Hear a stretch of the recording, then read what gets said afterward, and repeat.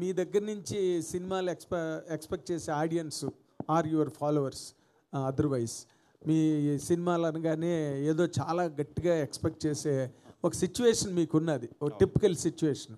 Will this film really meet that అండి, or it will fall in the regular track like any entertainment? లేదు, regular బేసిక్గా నేను regular మీరు ఎప్పుడు చూడలేదు ఇప్పుడు దాకా, ఇకపై కూడా చూడరు.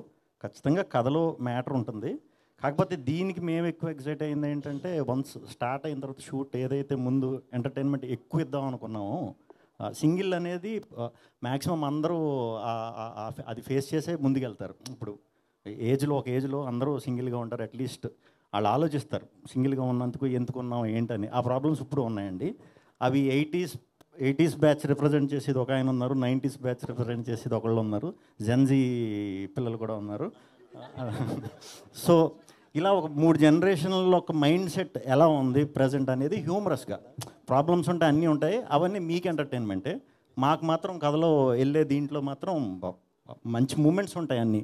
కాకపోతే ఏడవటాలు లేకపోతే ఎమోషనల్ అవి తక్కువ ఉంటాయి అన్నమాట. మీకు మాత్రం చూసినంతసేపు మాకు అది ఏది జరుగుతున్నా మీరు కనెక్ట్ అవుతూనే ఉంటారు, నవ్వుతూనే ఉంటారు. ఎందుకంటే మీరు ఎక్కడో మీ ఇంట్లోనో లేకపోతే మీదో మీ ఫ్రెండ్తో మీ బ్రదర్తో ఎవరో ఒకరిది జనం నుంచి వచ్చిన స్టోరీ అండి ఇది. సో మన క్యారెక్టర్లు, బయట ఉండే క్యారెక్టర్లు, రెగ్యులర్ క్యారెక్టర్లు, సినిమాటిక్ హీరోయిజం ఆ క్యారెక్టర్లు కాదు. సో అందుకే చాలా ఈజీగా అందరికీ కనెక్ట్ అవుతుంది, నవ్వుకుంటారు. అంటే మీ ఈ సినిమా కథ నడుస్తున్నంతసేపు ఏదో సీన్ టు సీన్ రీల్స్లో జోకుల్లాగా వచ్చి వెళ్ళిపోతుందా? But there will be any constructive story that can really hold the auditoriums and audience? 100% hold ఉంటుందండి. 100% స్టోరీ అంతా చాలా హోల్డ్ ఉంటుంది. కొత్త స్క్రీన్ ప్లే ఉంటుంది, కొత్త ఫినిషింగ్ ఉంటుంది, అన్నీ కొత్తగానే ఉంటాయి. రెగ్యులర్ అయితే ఏమి ఉండదు. నవ్వు మాత్రం రెగ్యులర్. అంటే నవ్వుకి మరి వేరియేషన్స్ ఎలా చెప్పాలన్నా తెలియదు. నవ్వు మాత్రం నవ్వుతారు, గట్టిగా నవ్వుతారు, పగలబడి నవ్వుతారు, దుల్లి నవ్వుతారు. నవ్వులు రకాలు దీనిలో చూపిస్తారు.